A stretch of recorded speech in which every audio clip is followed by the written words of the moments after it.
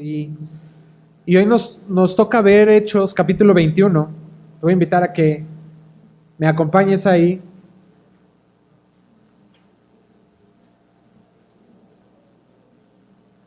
Y antes de otra cosa, déjame explicarte por qué no ves hoy a Dani, el pastor, y a su esposa Leti. Ellos estuvieron anoche en Acatlán, en la cena que también hubo de mujeres. Y no sé si tengamos listas El viernes tuvimos una noche de mujeres, una cena, conferencia, enseñanza. Y la verdad es que, pues no sé cuántas mujeres que están aquí vinieron. A ver, levantas la mano, ¿sí? Eso, muy bien. Que sí estuvo bien bonita. La verdad es que yo la disfruté mucho. Yo no me iba a quedar, me tocaba cuidar niños, pero me tocó estar, gracias a Dios, me tocó ver a todas las mujeres que vinieron. Estuvieron 50 mujeres y unos hombres, poquitos hombres. Pero gracias a Dios porque fue un evento bastante hermoso. Dios nos bendijo. Hubo quien aceptó a Jesús en su corazón también. Y de eso se trata. Y el pastor estuvo ayer en Acatlán, estuvieron haciendo la misma conferencia con las mujeres de allá. Ya hay algunas fotos en las redes sociales, pueden buscarlas. No las trajimos ahorita, pero para la reunión de Acatlán también estuvo muy bonito. Ahí llenaron, los que conocen ahí la casa, la llenaron con mesas y bueno, muy hermoso. Y es que precisamente, qué bueno que tuvimos las fotos y que tuvimos este evento, porque de eso se trata la predicación de hoy, la palabra de hoy. Y vamos a ver cómo Pablo, hasta ahorita, hasta donde hemos llegado, ha pasado por muchas cosas, ¿no? Ha sido una vida no vida completa, sino ya en el ministerio, una vida cristiana difícil, ¿no? Pablo no se la ha llevado fácil. Ya vimos cómo, pues, lo han apedreado, lo han perseguido, le han hecho varias cosas, ¿no? Y ahora, en el capítulo 21, él inicia un viaje hacia Jerusalén. Y vemos cómo Dios le ha seguido hablando y ha estado con él durante todo ese tiempo y le muestra cuál es su propósito. El fin de semana pasado, yo quiero hacer una pausa aquí tantito. El viernes tuvimos la cena de mujeres, el fin de semana tuvimos también bautismos y también fue bastante hermoso ver cómo estábamos juntos, justo como dice la palabra, ¿no? Están los hermanos juntos en armonía y compartimos los alimentos y teníamos en común eso, y teníamos en común, como dice la Biblia, teníamos todas las cosas en común. Y eso es evangelio, eso es gracia. Se bautizaron 7, 8 personas. Hubo gente de aquí de Calvary, Jalapa también que se bautizó, que dio este paso de fe. Y dice la Biblia que el reino de los cielos sufre violencia y solamente los valientes lo arrebatan. Y cuando hablo de esto es precisamente que no es algo fácil tener este tipo de comunión, este tipo de compañerismo. Cuando hablamos la vida en el reino de Dios, la vida cristiana normal, nosotros tenemos que hablar así en principios 3 cosas muy básicas. Y la primera es que Dios es fiel. Siempre. Él es fiel. En Hebreos 10 dice, fiel es el que prometió. Lo segundo es que Dios es bueno. ¿Sí? No hay maldad en Él. De repente escuchamos frases, ¿no? Así como de, es que Dios me mandó esta, ¿sí?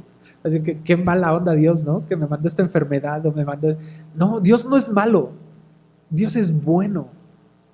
Y la tercera es que Dios cumple sus promesas. Y entonces, como en la vida cristiana, nosotros debemos de regirnos por esto. Y lo vemos en la vida de Pablo. No lo ha pasado bien hasta este momento. Ha sobrevivido, de hecho.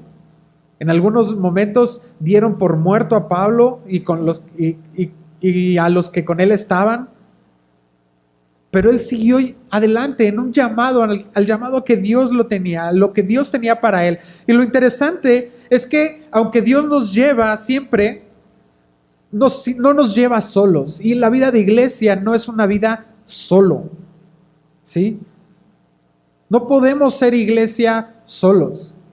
Si has escuchado a alguien que dice, yo estudio la Biblia en mi casa, y no, déjame decirte que eso no fue el propósito de Dios. El propósito de Dios es que pudiéramos estar juntos en armonía, teniendo en común todas las cosas, perseverando en el partimiento del pan, en la palabra. Ese fue el propósito de Dios. La iglesia estaba diseñada para que fuera una comunidad. Y en esa comunidad, pues cada uno va haciendo lo que le corresponde hacer. Todos formamos parte del mismo cuerpo. Y así dice la Biblia. Pablo en otro momento de la palabra, él habla acerca de los miembros del cuerpo y dice, cada uno tiene una función y cada uno tiene un propósito y cada uno tiene un ministerio. Y conforme a ese ministerio, délo a otros, sírvalo a otros, compártalo a otros.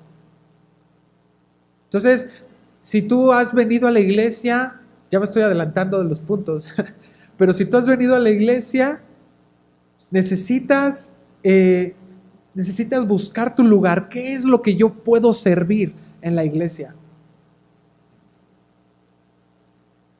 ¿Oramos? Dios, háblanos en esta hora, en esta mañana. Permítenos reconocer, Señor, qué es tu plan, cuál es tu propósito, Señor.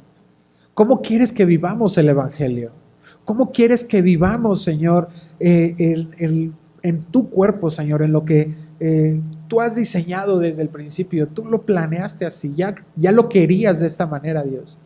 Ahora danos la oportunidad, Señor, de crecer, Señor, en entenderlo y en vivirlo, Señor. En el nombre de Jesús. Amén. Hechos capítulo 21. Dice, después de separarnos de ellos, zarpamos y fuimos con rumbo directo a Cos, y al día siguiente a Rodas, y de allí a Pátara, y hallando un barco que pasaba a Fenicia, nos embarcamos y zarpamos. Al avistar Chipre, dejándola a mano izquierda, navegamos a Siria, y arribamos a Tiro, porque el barco había de descargar allí. Y hallados los discípulos, nos quedamos allí 7 días. Fíjate, ahí tantito voy a parar. Fíjate, hay una descripción aquí del viaje de Pablo. Lucas aquí va escribiendo así con mucho detalle y me impresiona mucho, ¿no? Cómo va poniendo todos los puertos y va poniendo cada parada, la isla, la dirección. Pero hay algo muy interesante aquí más, porque dice que en cada parada, en cada puerto, había discípulos, había creyentes, ¿sí? Ya había cristianos. Para este entonces, para este momento, habían pasado ya cerca de unos 25 años de cuando empezó el ministerio de Jesús. Ya habían pasado unos 25 años y se había extendido su fama por muchos lados. O sea, había crecido mucho más que lo que lleva López Obrador. Y mira que Morena ha crecido. No es proselitismo, ¿eh?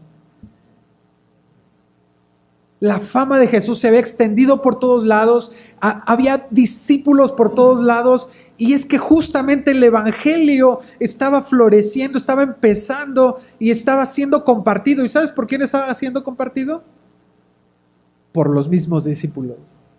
Todos los que estaban en su ciudad, en su iglesia, compartían lo que Dios había hecho en ellos. Y me gusta mucho cómo dice aquí, y hallamos ahí los discípulos. Como si fuera no un asunto de que fueran a buscar gente cristiana. O sea, ellos iban rumbo a Jerusalén, iban de paso. Y más adelante vamos a ver cómo en Jerusalén ya había miles de personas, millares de personas que eran creyentes en el Evangelio de Jesús. Esta semana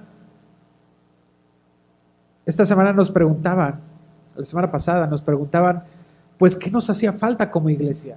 ¿Qué necesitábamos como iglesia? Y Dios nos habló y entendimos algo de una manera especial. Dios nos estaba hablando y nos decía que necesitábamos ser iglesia, funcionar como iglesia. Y esto es muy importante, porque a lo mejor no sabemos ser iglesia. Me gusta esta ilustración porque Pablo llega a donde llega y encontraba a los discípulos. ¿Y qué dice ahí el versículo 4? Y nos quedamos allí con ellos. No tiene mucha ciencia, ¿verdad? No pareciera como algo muy elaborado, muy así, ¿cómo aprender? No, simplemente estaban juntos.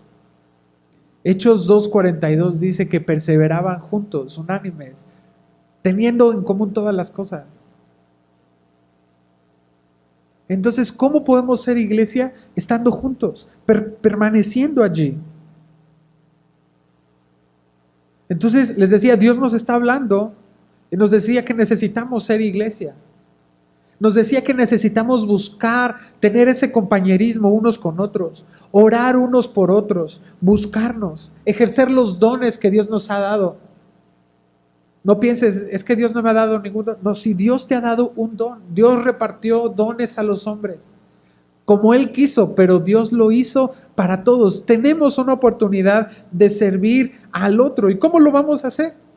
¿Cómo vamos a poner en práctica? ¿Cómo vamos a saber qué dones tenemos si nosotros no estamos poniendo en práctica ninguno de ellos? Es por eso que vivir el Evangelio es la iglesia. Una iglesia que vive el Evangelio tiene que ser una iglesia que lo busca, que vive el Evangelio en la iglesia, en la comunidad. Seguimos, dice, y ellos decían a Pablo por el Espíritu que no subiese a Jerusalén. Ahorita vamos a ver por qué. Ya capítulos anteriores, en el capítulo 18, ya lo hemos estudiado las semanas pasadas, cómo Dios había hablado a Pablo y le decía que en Jerusalén iba a padecer. Y ahorita vamos a abundar un poquito sobre eso. Y ellos decían a Pablo por el Espíritu que no subiese a Jerusalén. Cumplidos aquellos días, salimos acompañándonos todos, otra vez. ¿Sí te das cuenta cómo es la vida de iglesia? Estando juntos, acompañándonos todos, con sus mujeres e hijos, hasta fuera de la ciudad, y puestos de rodillas en la playa. ¿Qué? Ya, acabamos. Podemos estar juntos, pero no se trata nada más de estar juntos por hablar de fútbol. Y que la América, y que Santos. No, es estar juntos, ¿y qué? Oramos. Y entonces oramos unos por otros. Y me gusta lo que sigue, porque dice, y abrazándonos los unos a los otros. Subimos al barco y ellos se volvieron a sus casas. Pablo había recibido una palabra de parte de Dios, que en Jerusalén iba a ser perseguido, que iba a ser, que iba a pasar algo importante. Ahorita lo vamos a ver con más detalle. Y la preocupación de los hermanos era genuina, era una preocupación porque le pasara algo a su hermano. Había un afecto por Pablo.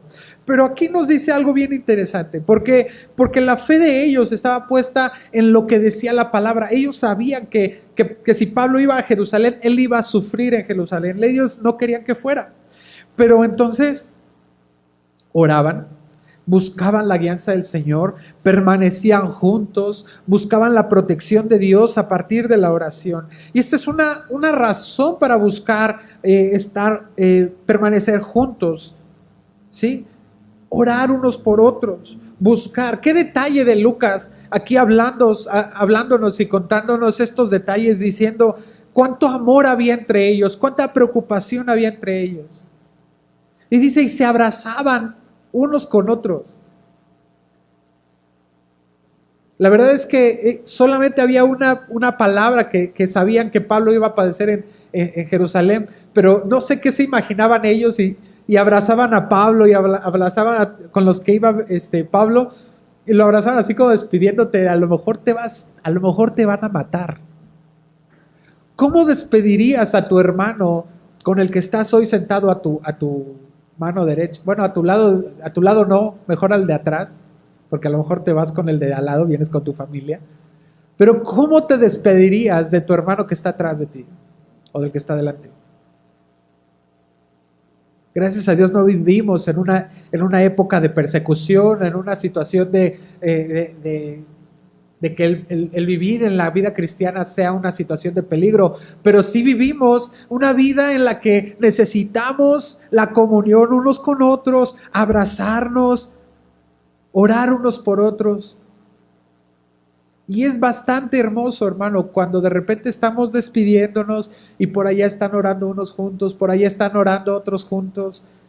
Y el reto que nos planteaba el pastor esta semana fue: acércate con alguien y dile, ¿cómo puedo orar por ti? Muy sencillo. ¿Qué necesidad tiene mi hermano? ¿Qué necesidad tiene mi hermana? Pregúntale, ¿cómo puedo orar yo por ti? Había un amor entre ellos, se abrazaban, se amaban. Y me surgió la duda al hacer el estudio: ¿a cuántas personas abrazas tú los días que nos reunimos como iglesia? Los domingos, los miércoles, los jueves de discipulado, los viernes de oración. ¿A cuánta gente abrazas con este afecto, con este cariño? Somos iglesia, somos comunidad. Punto número 2. Punto número 1 era el evangelio en la iglesia. Eso es el evangelio. Punto número 2 es el evangelio en tu casa, en tu hogar. Y esta es tu principal misión. Si nosotros no vemos por nuestra casa, ¿cómo vamos a ver por nuestro hermano? Dice el siguiente versículo: y nosotros completamos la navegación, saliendo de Tiro y arribando a Tolemaida, y habiendo saludado a los hermanos, nos quedamos con ellos un día. Otra vez, nuevamente, hay cristianos por todos lados. Al otro día, saliendo Pablo y los que con él estábamos, fuimos a Cesarea, y entrando en casa de Felipe el evangelista, que era uno de los 7, posamos con él. Este tenía 4 hijas, doncellas que profetizaban. Y bueno, aquí vemos a Felipe el evangelista. Felipe, fíjate el título que le dan, el evangelista. Es un título, pareciera como muy grande. Felipe no se menciona mucho en la Biblia, pero tenemos una anécdota de él, una historia que nos narra qué fue lo que él hizo. Felipe era uno de los que estaban, era uno de los discípulos con los que estaba Jesús. Y Dios lo llevó a un camino donde iba pasando un etíope. Y este etíope, un negrito, iba leyendo, ¿no?, lo que decía Isaías. Entonces Felipe escuchó que él iba leyendo eso y le dice: ¿entiendes lo que lees? Y le dice: ¿cómo voy a entender si nadie me explica? Él le explicó lo que decía y a quién se refería, y que se refería acerca de Jesús. Y entonces en ese momento iban pasando por un agua, dice la Biblia, cierta agua, y ahí fue bautizado. Ese era Felipe. No hacía cosas tan sobrenaturales, no hacía cosas tan grandes, pero sin embargo él tenía este título. Él era evangelista. Y más adelante vamos a ver qué pasaba con sus hijas. Él, dice la Biblia, que justamente después del eunuco del etíope, él partió hacia Cesarea y ahí se estableció. Ya tenía 4 hijas, habían crecido, había hecho de Cesarea su hogar, había hecho de Cesarea su casa, vamos. Y nos dice cómo es que tenía 4 hijas que eran ¿qué? Que profetizaban. Ahora no creas que la profecía es siempre algo místico o algo así como entrar en una teofanía y el Señor me muestra que algo está pasando. No necesariamente es así. ¿Sí? Pedro dice, nosotros tenemos la palabra profética más segura. ¿Quieres profetizar? Habla lo que está en la palabra y ya. Y estamos profetizando. Sin embargo, aquí me dice algo muy interesante. Las hijas de Felipe eran parte de la congregación. Ellas tenían esta unción de profecía, ellas profetizaban, ellas estaban ahí en la iglesia, ellas estaban sirviendo en la iglesia. Y es posible que tú hayas hecho ya de Calvary tu casa, que hayas hecho de Calvary tu hogar. Y es probable que eches raíces aquí. Pero fuimos llamados no a ser árboles que echan raíces, sino fuimos llamados a ser árboles que dan fruto. Dice la Biblia, no me elegisteis vosotros a mí, sino que yo os elegí a vosotros, y os he puesto para que vayáis y llevéis fruto, y vuestro fruto permanezca, para que todo lo que le pidiereis al Padre en mi nombre, Él os lo dé. Juan capítulo 15. Entonces, el principal y el primer fruto que Dios nos está pidiendo y nos está llamando que nosotros demos es con nuestros hijos. Felipe era evangelista. No necesariamente sus hijas eran evangelistas. ¿Te das cuenta?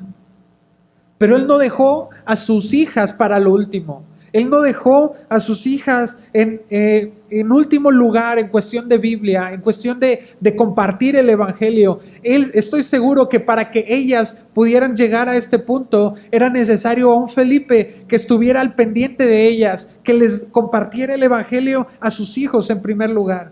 En una escala de prioridades, nosotros tenemos que poner a Dios en primer lugar y después a nuestra familia. Si nosotros ponemos a nuestra familia, estamos al pendiente de nuestros hijos, estamos cuidando a nuestros hijos. Dios dice la Biblia que Dios da dones a los hombres y las da como Él quiere, pero fue necesario que la palabra de Dios fuera sembrada en los corazones de las hijas de Felipe para que cuando ellas fueran grandes, ellas fueran capaces de también dar palabra de profecía. ¿Sí me está siguiendo lo que estoy diciendo? Dice la Biblia, instruye al niño en su camino y aun cuando fuere viejo, él no se va a apartar de él. La manera de instruir a nuestros hijos no es solamente trayéndolos aquí abajo a Calvary Kids. Y no es porque los maestros, a ver, si hay maestros aquí de Calvary Kids, díganme, ¿no se esfuerzan semana a semana para traer palabras a los niños? Claro que sí. Estamos enseñando y enseñamos igual, verso a verso. Vamos en un currículum de Calvary, ya vamos en segunda de Pedro. Estamos por terminar la Biblia con los niños. Vamos un poco más rápido con ellos. Pero no es suficiente que ellos reciban solamente la palabra aquí en la enseñanza con los niños. No es suficiente traerlos solamente una vez a la semana a que ellos escuchen palabra. Es necesario que haya un ejemplo en su casa de una búsqueda sincera de parte de ustedes hacia Dios. ¿Cómo estamos nosotros enseñando en casa? ¿Qué están viendo nuestros hijos en casa? ¿En casa nuestros hijos nos ven leer la Biblia? ¿En casa nuestros hijos nos ven orar? Yo tengo un testimonio ahí. Yo me levantaba. Hubo precisamente un año cuando terminé la preparatoria, que no quedé en la universidad, entonces mi horario hizo más tarde, ¿verdad? Me dormía muy tarde y me levantaba pues tarde. Pero si yo me levantaba a media mañana, a 7, 8 de la mañana, yo encontraba a mi padre orando en la sala, de rodillas. Y ese siempre fue un ejemplo para mí, para buscar de Dios, para buscar cada mañana la presencia de Dios. Entonces, ¿qué están viendo tus hijos? ¿Tus hijos te ven orar? ¿Tus hijos te ven que haces tus devocionales? ¿Haces devocionales con tus hijos? No me contestes. Pero es necesario enseñarles la palabra. Pregúntales a tus hijos qué textos están aprendiendo en Calvary Kids. Apréndete ese texto con ellos. Despierta en ellos el hambre por Dios. Nuestra familia es nuestro primer alcance. Me emociona mucho ver cómo Dios le da una unción, le da esta manera de profetizar a las hijas de Felipe. Y Dios dando estos dones a todos. Me imagino cuál va a ser el don para nuestros hijos. Me imagino cuál va a ser el don que Dios va a poner en mi hija. No te sorprenda que si tú pones la palabra, el evangelio en tu casa, no te sorprenda que si tú pones la semilla del evangelio en el corazón de tus hijos, pronto ellos te digan que quieren ser misioneros, que quieren servir de tiempo completo, que quieren ministrar en la iglesia, que quieren servir, que tienen un llamado de Dios a predicar. Nuestros hijos no son cristianos de mañana. Nuestros hijos son cristianos de hoy. Enséñales cómo ellos deben de defender lo que creen.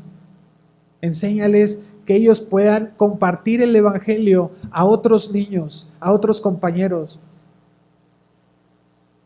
Y si tienes hijos adolescentes, hazlo, que también pueden hacerlo. Y te vas a sorprender cómo Dios va a ir cambiando el corazón de tu hijo y lo va haciendo cada vez más sensible. Y lo va a hacer cada vez más dispuesto a ser usado por Dios para las cosas a las que Él lo quiera llamar. Amén. Esta parte fue muy fuerte para mí, porque me cuestionó cuánto me ve mi hija estudiar la palabra. Y lo curioso es que yo espero a que se duerma para entonces poder sentarme a leer, que no me estorben, que no me distraigan. Abre tu Biblia en tu casa. El evangelio, tercer punto, el evangelio centrado en la palabra, centrado en la profecía. Dice el siguiente versículo: y permaneciendo nosotros allí algunos días, descendió de Judea un profeta llamado Agabo, quien viniendo a vernos, tomó el cinto de Pablo y atándose los pies y las manos dijo: esto dice el Espíritu Santo, así atarán los judíos en Jerusalén al varón de quien es este cinto y le entregarán en manos de los gentiles. Híjole, qué fuerte, que Dios nos hable. Queremos que Dios nos hable, queremos que Dios nos diga, anhelamos oír la voz de Dios, pero a veces pues la voz de Dios no es siempre algo bonito. No es siempre una palabra que diga, échale ganas, mira, todo va a estar bien, vas a salir muy bien, mira, éxito. No, la palabra de Dios nos habla, y cuando nos habla de una manera fuerte también. Agabo era un miembro más de la iglesia, pero él estaba haciendo funcionar su ministerio. ¿Recuerdas que estábamos diciendo de servir en el cuerpo? El cual Dios había llamado a Agabo en un ministerio específico y él estaba funcionando. De una manera al estilo Antiguo Testamento, cuando los profetas daban una palabra de parte de Dios, ellos hacían una analogía, hacían realidad una analogía, y así Dios le hablaba al pueblo y le advertía cuál era su voluntad. Y en este caso la advertencia pareciera más bien que era de Dios, que no era para que no fuera a Jerusalén, ¿sí? La palabra de Dios no era para que Pablo sintiera miedo, para que dijera, entonces no voy a ir a Jerusalén. Era claro que él tenía que ir a Jerusalén. Dios ya le había mandado, en capítulo 18 lo vemos claramente, como Dios le había dicho que fuera a Jerusalén, pero Dios estaba preparando su corazón de modo que Dios mismo sabía que era necesario que él sufriera, que Pablo sufriera. En el capítulo 20, capítulo 18 y 20 ya había habido una alerta de que esto iba a pasar. Seguimos en el siguiente versículo. Al oír esto, versículo 12, le rogamos nosotros y los de aquel lugar que no subiese a Jerusalén. Entonces Pablo respondió, ¿qué hacéis llorando y quebrantándome el corazón? Porque yo estoy dispuesto no solo a ser atado, mas aún a morir en Jerusalén por el nombre del Señor Jesús. Qué mal plan de parte de Dios, ¿no? No, no es así. No es así que de una manera arbitraria haga pasar por esto a Pablo. Recordamos los principios que manejamos al principio, válgase la redundancia, que Dios es fiel, que Dios es bueno y que Él cumple lo que Él dijo. Vamos a recordar un poco cuando Pablo en aquel momento era Saulo, cae al ver el resplandor y él iba rumbo a Damasco, y en el camino él ve este resplandor, tiene este encuentro con Dios, queda ciego y lo llevan a un lugar donde estuvo sin comer y sin beber durante 3 días. Y Dios le habla a un discípulo más, a Ananías, y le dice, ve con Pablo y ora por él para que él reciba la vista. A lo mejor Ananías tenía el ministerio de sanidad. Y entonces Ananías le dice, oye, pero es Pablo del que estás hablando. Él está contra los cristianos. O sea, él viene por una lista, él trae una lista de cristianos que están en Damasco, y yo aquí estoy, y yo estoy en su lista. ¿Te das cuenta?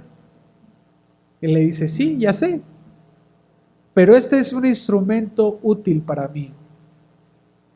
Y me gusta cómo dice, si puedes acompañarme así muy rápido, ahí mismo en Hechos, capítulo 9, versículo 16,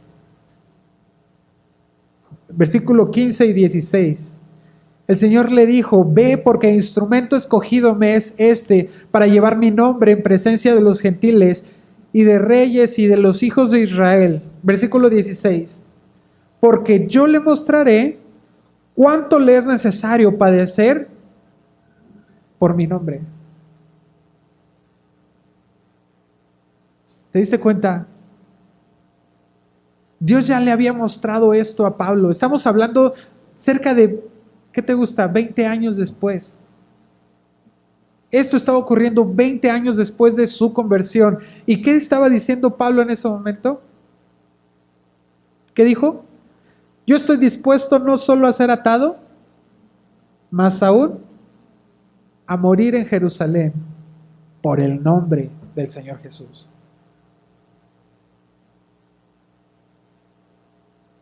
Dios quería cumplir su promesa. Le iba a mostrar a Pablo cuánto era necesario sufrir y padecer por causa de su nombre. La relación de Pablo y la iglesia no era para nada poco estrecha. Más bien había un ruego de parte de la iglesia y había un quebranto en el corazón de Pablo. Y esto es una muestra de esa relación, de una relación no era de amistad, era el Espíritu Santo que unía sus corazones. No siempre la palabra de Dios es clara. A veces de primer momento recibimos una palabra de Dios y puede llegar a confundirnos. Pero cuando nosotros recibamos una palabra de parte de Dios por medio de la iglesia, por medio de su palabra, entonces nosotros lo que debemos de hacer es esperar a que haya confirmación. Para Pablo esta era la tercera vez que era advertido sobre lo que iba a suceder en Jerusalén. Y esto no era nada más no era asustar a Pablo, ese no era el propósito, sino Dios quería preparar el corazón de Pablo para lo que iba a suceder también ahí. Y entonces, por una tercera vez, escuchando y confirmando lo que iba a pasar, entonces Pablo dice, pues yo estoy dispuesto no solo a ser atado, sino a morir por el nombre del Señor. ¿Cómo es posible que Pablo llegue a esta condición si no es porque ha permanecido en la palabra de Dios? ¿Cómo es posible que haya un corazón dispuesto a morir si no es porque ha estado dispuesto a escuchar primeramente la palabra, a ser sensible a lo que trae la palabra? Me gusta cuando dice la palabra que las ovejas, dice, oyen mi voz y me siguen. Entonces, ¿qué estamos nosotros haciendo cuando escuchamos la palabra de Dios, cuando llega a nuestro corazón y podemos nosotros o abrir nuestro corazón a la palabra y recibirla y saber que la palabra de Dios hoy nos está diciendo algo, o decir, no, es para mi hermano, es para él? No, yo creo que esta predicación la debió de haber escuchado mi esposo. Esta predicación la debió haber escuchado mi esposa, no mis papás. Oye, la palabra de Dios es para ti. Es para ti y es para ti hoy. Nosotros por eso permanecemos en la palabra. Agabo habló y dice el Espíritu Santo. Nosotros tenemos la palabra de Dios inspirada por el Espíritu Santo. Nosotros, inspirada por el Espíritu para que nosotros andemos en ella. No para que le demos la vuelta. Es para que andemos en ella, permanezcamos en su palabra, buscamos su palabra, usamos su palabra, cantamos su palabra. La palabra nos guía, es su palabra la que nos instruye. Y dice en Timoteo, la palabra nos exhorta, nos mantiene a raya. La misma palabra también prepara nuestro corazón. Dice la palabra también que Él nos ha dado su ley y nos ha dado no para que esté en nuestras mentes, sino para que llegue a nuestro corazón. Pablo pudo haber escogido el sufrimiento y lo hizo porque sus ojos no estaban en lo que el hombre le pudiera hacer. Dice la Biblia, no tengo miedo de lo que pueda hacer el hombre. Chambers dice, elegir el sufrimiento significa que algo anda mal, pero escoger la voluntad de Dios, incluso si esto significa sufrir, es algo muy diferente. Pero escogerá la voluntad de Dios tal como lo hizo Jesús, implique o no implique sufrimiento. Y esto es muy fuerte. ¿Qué tipo, Pablo? ¿Qué tipo? Capaz de poner y de ofrecerse voluntariamente, dispuesto no solo a ser maltratado, a ser encarcelado, a ser exhibido, a ser apedreado, estaba dispuesto a morir si en eso iba la voluntad de Dios. ¿Qué tan dispuesto estás tú a padecer por Cristo? A vivir el Evangelio. Pero no es un evangelio de fábulas, es un evangelio basado en la palabra, centrado en la palabra. La semana pasada me tocó enseñar a los niños y yo les enseñaba justamente esto. En Primera de Pedro dice que si nosotros padecemos por causa de Cristo, dice, me encanta porque solo dice, pues da gracias porque Dios es bueno. O sea, no te dice, no vas a sufrir por causa del Evangelio, no vas a padecer por causa del Evangelio, no dice eso, dice, da gracias porque Dios es bueno y nos cuida y nos protege. ¿Dónde está nuestro corazón cuando nosotros recibimos la palabra? ¿Dónde están puestos nuestros ojos cuando recibimos nuestra palabra? Está claro que Pablo tenía puestos sus ojos en Jesús. Pablo estaba teniendo claros y puestos sus ojos en el Evangelio. Por eso vivimos el Evangelio a través de su palabra. Cuarto punto y último. Ahora sí, llegó el momento de viajar a Jerusalén. Versículo 14. Y como no le pudimos persuadir, desistimos diciendo: hágase la voluntad del Señor. Y después de esos días, hágase la voluntad de Dios. Sea lo que tenga que ser, hágase la voluntad de Dios. Después de esos días, hechos ya los preparativos, subimos a Jerusalén. Y vinieron también con nosotros de Cesarea algunos de los discípulos, trayendo consigo a uno llamado Mnasón de Chipre, discípulo antiguo, con quien nos hospedaríamos. Pablo mostrando el ejemplo, diciendo solamente esto: hágase siempre la voluntad del Señor. Y esto es muy claro en todo el sentido de la palabra. No fue persuadido a no hacer la voluntad de Dios. Él fue claro en hágase la voluntad de Dios. Y los que con él estaban dijeron: hágase la voluntad de Dios. Fíjate cómo dice ahí, un discípulo antiguo es un discípulo que llevaba años ahí. Cuando llegamos a Jerusalén, los hermanos nos recibieron con gozo, y al día siguiente Pablo entró con nosotros a ver a Jacobo, y se hallaban reunidos todos los ancianos, y a los cuales, después de haberles saludado, les contó una por una las cosas que Dios había hecho entre los gentiles por su ministerio. Cuando ellos lo oyeron, glorificaron a Dios y le dijeron: ya ves, hermanos, cuántos millares de judíos hay que han creído, y todos son celosos por la ley. Y aquí fíjate, hay una mixtura entre judíos y judaizantes. Y la iglesia siempre ha hecho un esfuerzo por adaptarse al mundo. Siempre ha buscado cómo acomodar las cosas del mundo en la iglesia. Pero nosotros tenemos que ver qué es lo que Jesús quiere. Jesús es tal que no puede tener una coexistencia con el pecado del mundo.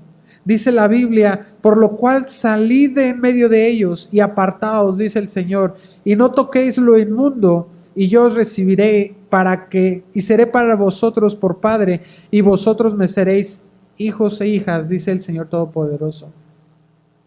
Aún en las iglesias existen todavía hermanos de esta manera, hermanos que ignoran que la justicia proviene de parte del Padre, proviene por causa de Jesús.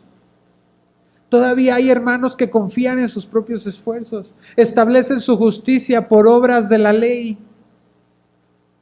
Pero la ley misma dice: si fallamos en uno de sus mandamientos, fallamos en todo. Nosotros tenemos que voltear a ver a Jesús y decir: gracias a Dios por Jesucristo, que nos muestra esa gracia, para que nosotros podamos vivir el Evangelio y el Evangelio de su gracia, y podamos compartir el Evangelio. Y decir que no es suficiente nuestros esfuerzos. Nunca serán suficientes. Nuestras mejores obras son trapos sucios. Seguimos. Pero se les ha informado en cuanto a ti, que enseñas a todos los judíos que están entre los gentiles a apostatar de Moisés, diciéndoles que no circunciden a sus hijos ni observen las costumbres. ¿Qué hay pues? La multitud se reunirá de cierto, porque oirán que has venido. Haz pues esto que te decimos. Hay entre nosotros 4 hombres que tienen obligación por cumplir voto. Tómalos contigo, purifícate con ellos, y que no hay nada de lo que y paga sus gastos para que se rasuren la cabeza, y todos comprenderán que no hay nada de lo que se les informó acerca de ti, sino que tú también andas ordenadamente guardando la ley.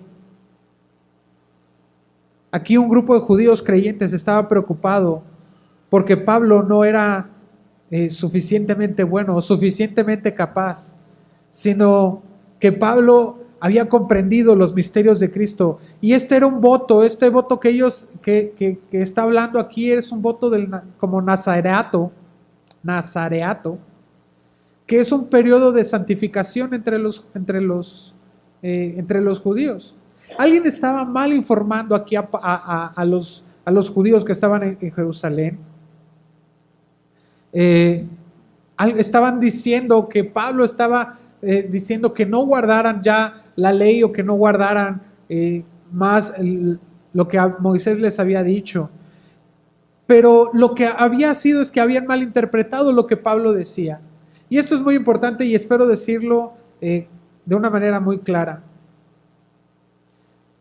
Lo que Pablo decía es que toda la obra de justificación y todos los sacrificios que eran necesarios por causa de la ley, para perdón de pecados, para reconciliación con el Padre, ya había sido hecho por medio de Jesús.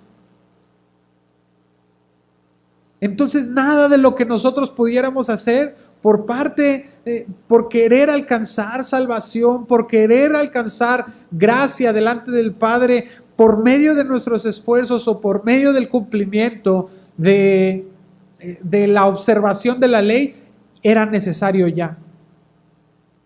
Sin embargo, vamos a ver ahorita cómo Pablo en los siguientes versículos, él hace este voto y se encierra con estos 4 jóvenes y les paga sus gastos y lo hace porque no era un elemento que tenía que ver con un tema de salvación, sino tenía que ver con un asunto de santificación, de consagración, de búsqueda de Dios, de intimidad con Dios, y esas cosas son necesarias.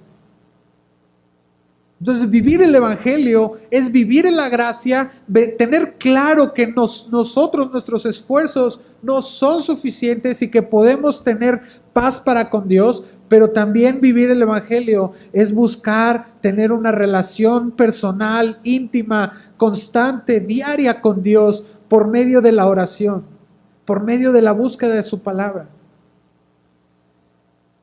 Dice, pero en cuanto a los gentiles que han creído, nosotros les hemos escrito determinando que no guarden nada de esto, solamente que se abstenga de lo sacrificado a los ídolos, de sangre, de ahogado y de fornicación. Esto lo vimos en Hechos capítulo 15. Puedes encontrar la predicación en nuestra página o en nuestras redes sociales. Entonces Pablo tomó consigo a aquellos hombres y al día siguiente, habiéndose purificado con ellos, entró en el templo para anunciar el cumplimiento de los días de la purificación, cuando había de presentarse la ofrenda por cada uno de ellos, por cuando estaban para cumplirse los 7 días. Unos judíos de Asia, al verle en el templo, alborotaron a toda la multitud y le echaron mano dando voces: varones israelitas, ayudad, este es el hombre que por todas partes enseña a todos contra el pueblo. Fíjate cuál es la visión, que es contra el pueblo en vez de ser de salvación, contra la ley y este lugar, el templo. Y además de esto ha metido a griegos en el templo y ha profanado este santo lugar, porque antes habían visto con él en la ciudad a Trófimo de Efeso, a quien pensaban que Pablo había metido en el templo.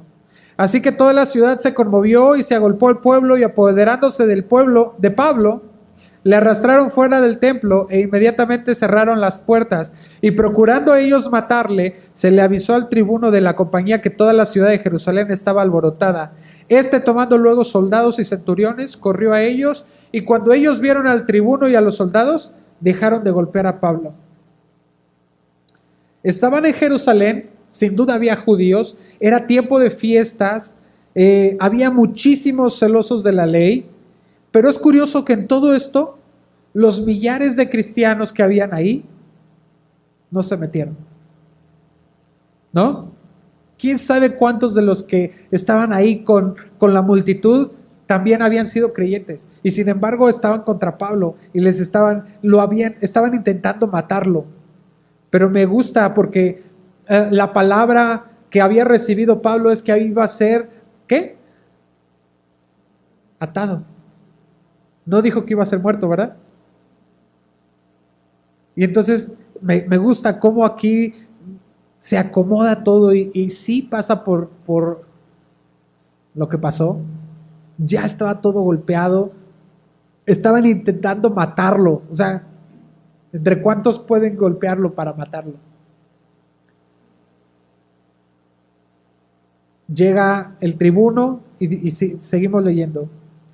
Entonces, llegando el tribuno, le prendió y le mandó atar con 2 cadenas y preguntó quién era y qué había hecho. Pero entre la multitud unos gritaban una cosa y otros otra. Y como no podían entender nada de cierto a causa del alboroto, le mandó llevar a la fortaleza. Al llegar a las gradas, aconteció que era llevado en peso por los soldados a causa de la violencia de la multitud, porque la muchedumbre del pueblo venía detrás gritando: muera. Cuando comenzó a meter a Pablo en la fortaleza, dijo al tribuno: ¿se me permite decir algo? Y él dijo: ¿sabes griego? ¿No eres tú aquel egipcio que levantó una sedición antes de estos días y sacó al desierto los 4,000 sicarios? Entonces dijo Pablo: yo de cierto soy hombre judío de Tarso, ciudadano de una ciudad no insignificante de Sicilia, pero te ruego que me permitas hablar al pueblo. Y cuando se lo permitió, Pablo, estando en pie en las gradas, hizo señal con la mano al pueblo y, hecho gran silencio, habló en lengua hebrea diciendo.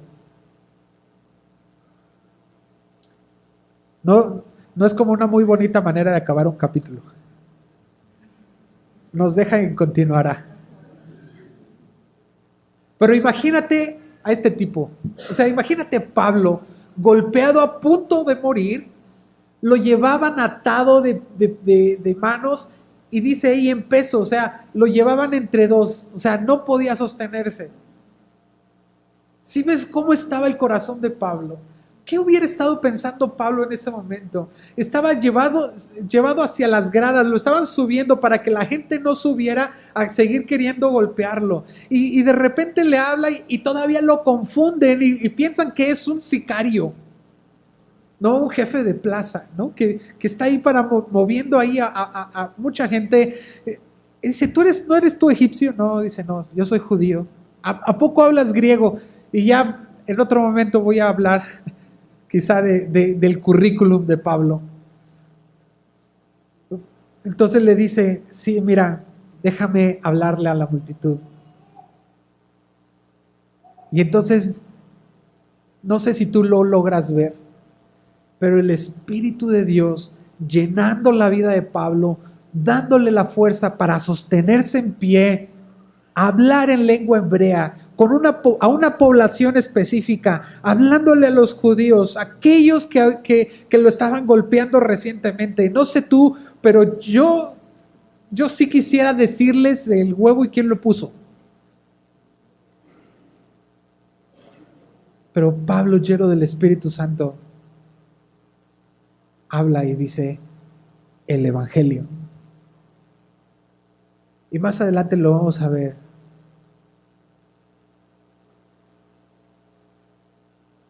La próxima semana continuará.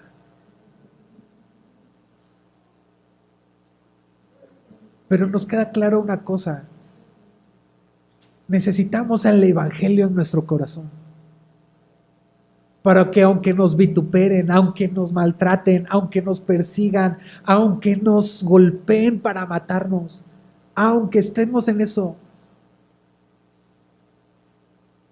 quiero contarte así muy, muy breve un testimonio. Hemos estado orando para encontrar una casa para que rentemos. Hemos estado orando y Dios respondió.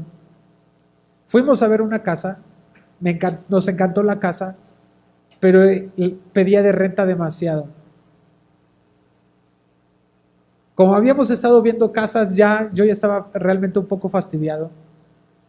Y me despedí de la señora y le dije: pues discúlpeme, pero no podemos pagar eso. Me despedí, está en una segunda planta, y mientras yo bajaba los escalones, estaba así como te digo que tenía ganas de decir, enojado, porque es un buen lugar donde podríamos estar. Y la señora pues no me quiso bajar la renta, ¿no? Pero yo estaba enojado. Y entonces dentro de mí estaba: Señor, déjame irme de aquí, sin poner una mala cara. Iba bajando las escaleras y la señora iba bajando detrás de mí, y ¡ay, qué bonitas niñas! Y yo pensando: sí, pero mire, no le quiere dar una casa donde vivan. Muy bonitas, pero no tienen dónde vivir.